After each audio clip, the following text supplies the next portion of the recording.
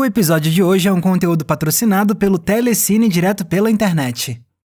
Se quiser ganhar 7 dias para experimentar a assinatura online de graça, é só clicar no link aqui embaixo na descrição do vídeo.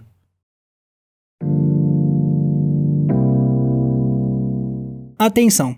Este vídeo tem spoilers. Sem dúvida nenhuma, uma das cenas mais tensas que eu vi na vida é o do cara ou coroa em Onde os Fracos Não Têm Vez. Nela, o vilão Anton Chigurh joga uma moeda e obriga o dono de uma loja de conveniência a apostar a própria vida no resultado.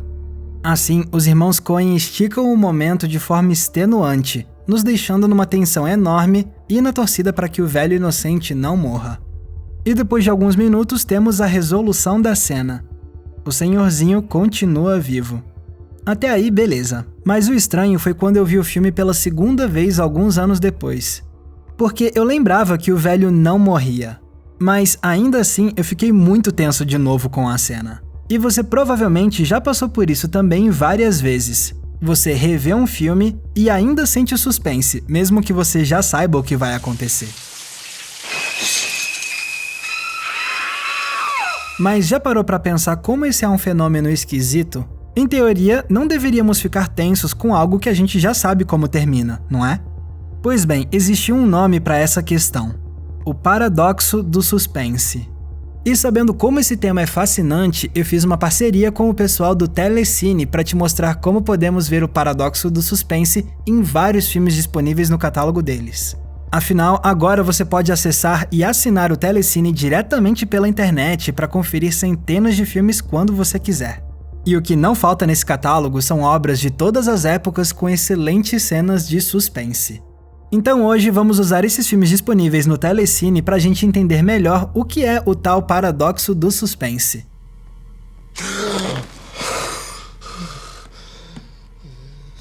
O termo paradoxo do suspense foi cunhado nos anos 90 pelo filósofo de arte americano Noel Carroll. E de lá pra cá, esse curioso fenômeno tem sido estudado por acadêmicos de áreas como cinema, literatura, filosofia, psicologia, entre outras. E dá pra entender por que o paradoxo do suspense tem fascinado tanto os estudiosos. Teoricamente, não parece lógico sentirmos suspense quando já sabemos o desfecho da cena. Mas na prática, não funciona bem assim. E isso não é puro achismo. Em 2018, pesquisadores espanhóis conduziram um experimento para analisar esse fenômeno psicológico. Eles pegaram 68 participantes e pediram que eles lessem o mesmo conto de suspense 2 vezes, sempre marcando numa escala de 0 a 9 qual era o nível de suspense que eles estavam sentindo a cada trecho da história.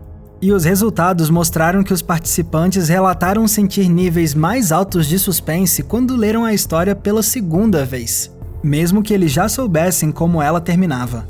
Claro, um estudo só não é uma prova definitiva, mas o experimento com certeza parece indicar que é comum sentir suspense com uma trama que já conhecemos. E se você pensar na sua própria experiência com cinema, é provável que você lembre de já ter passado por isso também.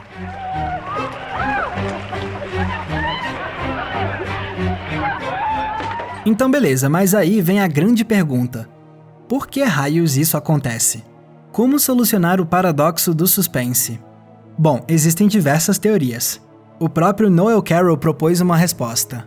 A princípio, para sentirmos suspense, nós precisamos estar incertos sobre o que vai acontecer na história, não é? Pois bem, segundo Carroll, quando vemos um filme pela segunda vez e ainda assim ficamos tensos, não estamos sentindo uma incerteza de verdade, mas sim uma espécie de incerteza imaginada.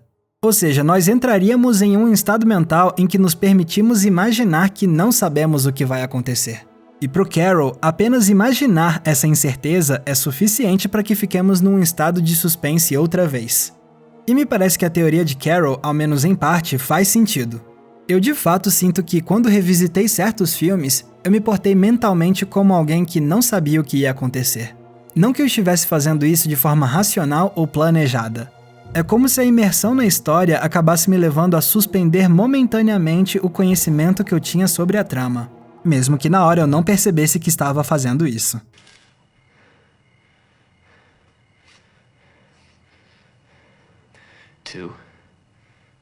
Outra explicação possível para o paradoxo foi oferecida pelo filósofo Aaron Smuts.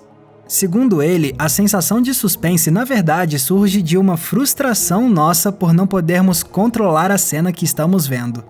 É quando a gente fala pro personagem se virar pra ver o assassino, ou quando queremos puxar o Indiana Jones pra ele desistir de pegar o cálice sagrado, ou até mesmo quando queremos encontrar um jeito de desviar a atenção dos Velociraptors de Jurassic Park. Nessas horas, a gente se sente impotente porque a gente não pode controlar a situação para garantir que ela tenha o desfecho que a gente quer. E segundo os Smuts, sentimos essa frustração independentemente de sabermos ou não o que vai acontecer em seguida. Assim, o suspense seria uma tensão causada por uma frustração de um desejo nosso que é muito mais imediato.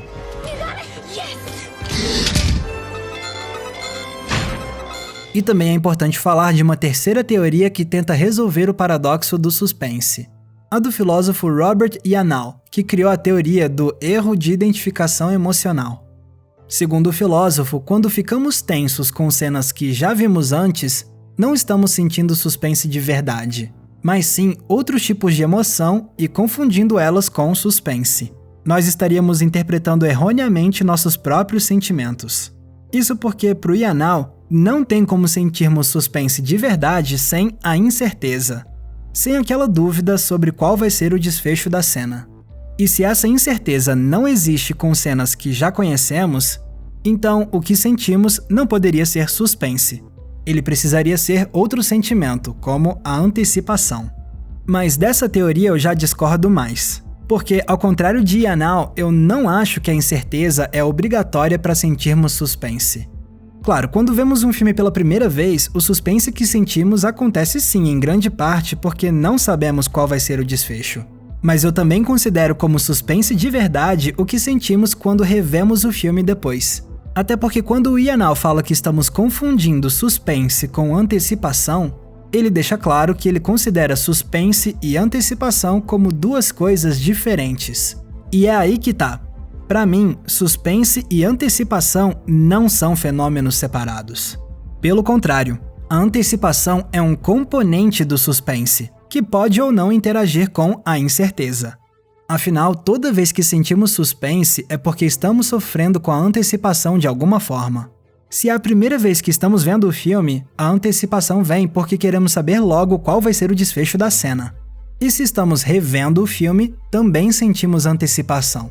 Só que dessa vez é ou pela angústia de saber que tudo está prestes a dar errado, ou por sabermos que vai dar tudo certo e queremos sentir logo essa paz de espírito.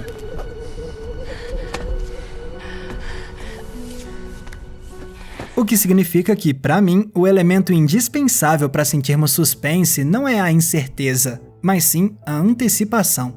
É por isso, inclusive, que as teorias de Carroll e de Smuts fazem mais sentido para mim, porque para eles a incerteza também não é obrigatória para sentirmos suspense.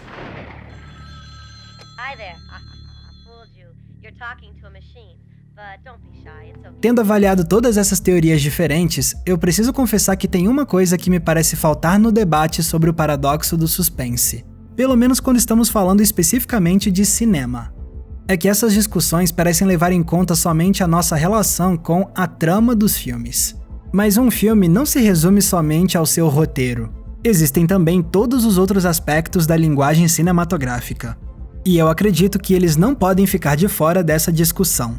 Porque quando sentimos suspense com uma cena, muitas vezes isso também é resultado de como somos afetados sensorialmente pelas imagens e pelos sons. Não importa que já tenhamos visto o tubarão antes. Por mais que a gente saiba que esse garoto vai morrer, a gente ainda sente suspense em grande parte porque a composição de John Williams cria esse senso de antecipação de que o perigo está cada vez mais perto, graças à forma como o compositor vai acelerando a música.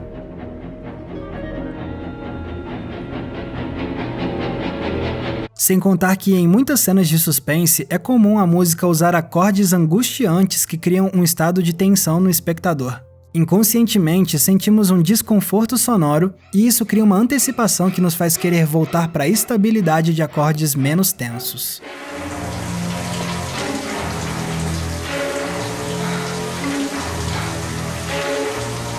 Algo similar pode ser dito sobre a experiência visual. porque a direção e a edição podem criar imagens altamente instáveis que criam na gente um senso de antecipação pelo momento em que a imagem vai voltar a ser mais calma. É o que acontece nessa cena aqui. Primeiro, o suspense que aumenta com os cortes consecutivos. E depois, o alívio que vem quando os cortes param e o plano fica mais estável. 2, 1, now!